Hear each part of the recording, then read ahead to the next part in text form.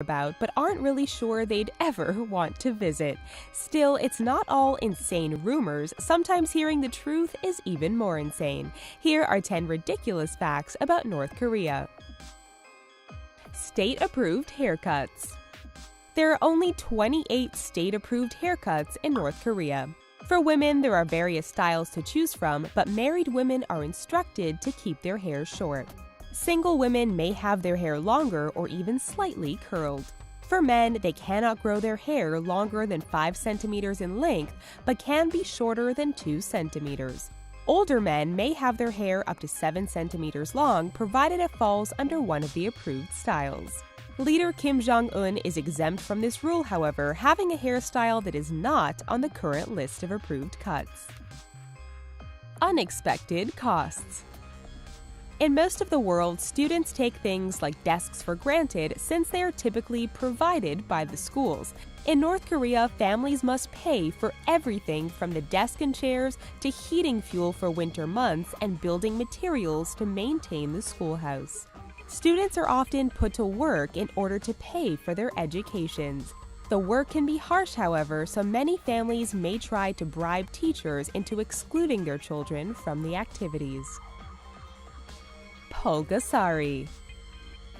Back in the late 1970s, North Korea's Kim Jong-il had intelligence officers kidnap a South Korean director in order to create his own version of Godzilla.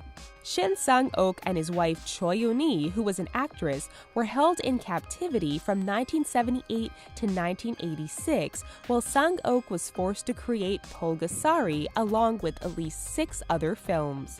The director and his wife were fortunately able to escape after surviving for years in their fans' employ. Limited channels. All media, from newspapers to radio and television, are controlled by the government and used to distribute propaganda. Newscasters are not allowed to talk about the hardships their citizens go through or the fact that much of the population lives in poverty. They are only allowed to praise their leader and talk about how great North Korea is. There are only 3 available channels in North Korea, and all televisions and radios must be checked and registered with police to ensure they are being used correctly and are not able to receive outside transmissions. Fake village. On the border of the North Korean half of the demilitarized zone, there is a picturesque village known as Kijongdong, the Peace Village. However, in the rest of the world, it's known by a different name. The propaganda village was built by North Korea as a ploy to lure South Koreans to their country with beautifully painted dwellings. North Korea claims the village can support roughly 200 families, provide childcare, schools, and hospitals, but it has been uninhabited since it was built in the 1950s.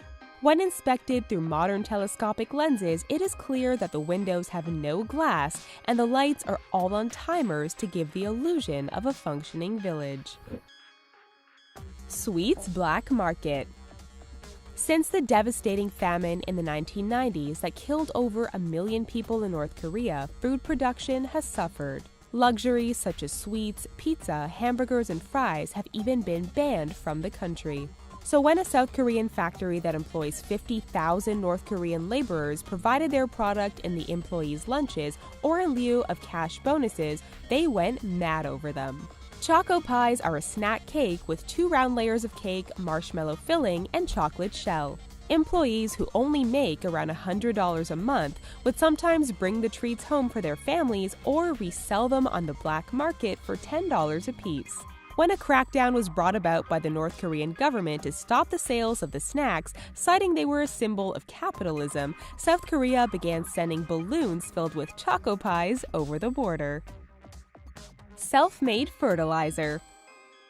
Once upon a time, the Soviet Union provided North Korea with fertilizer to aid in their farming since they were situated mostly on mountainous ranges and unfavorable ground. When the Union fell, their farms began to suffer. Following the famine in the 1990s, South Korea began shipping rice and fertilizer to aid in their recovery, but in 2008 they cut off their supply as well. Struggling to keep their crops afloat, they began using a different and more readily available type of fertilizer: human waste. The need for fertilizer became so great that human feces are seen as a commodity, and shops have opened up to keep up with demand. Different year. In North Korea, they do not use the Gregorian calendar like most of the world.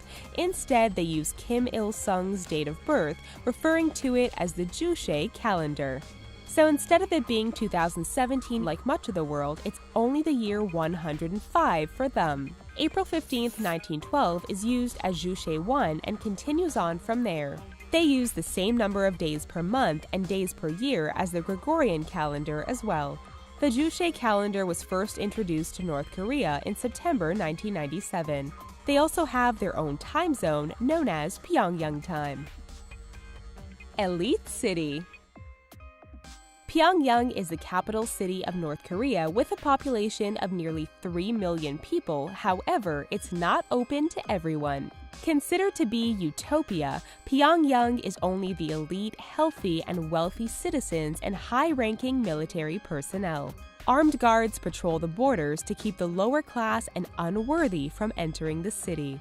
Within the city, people live a life of luxury, meaning they have a little more food than everyone else and have electricity for a few hours a day. Most homes outside the city are not connected to the electrical grid at all. In the winter, the power often goes out completely, leaving even those living within the city in the dark and fending off the bitter cold. Punished for not being sad. After the death of their great leader Kim Jong-il in 2012, the entire country was devastated. Soldiers, workers, children, and the elderly sobbed and cried when his death was announced, and his body was placed alongside his father as the eternal leaders.